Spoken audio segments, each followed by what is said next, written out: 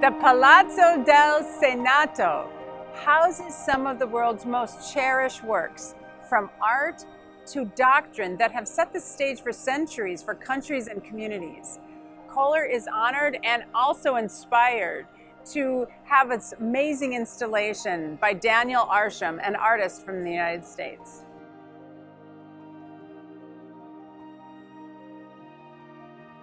Kohler's passion and dedication for the arts really is in the concept of stewardship for the arts and the world around us.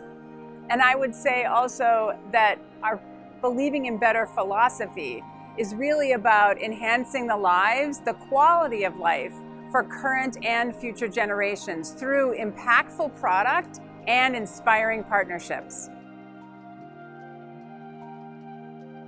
When you enter the Palazzo, you see this piece of art that has been created in isolation separately from the environment of the Palazzo.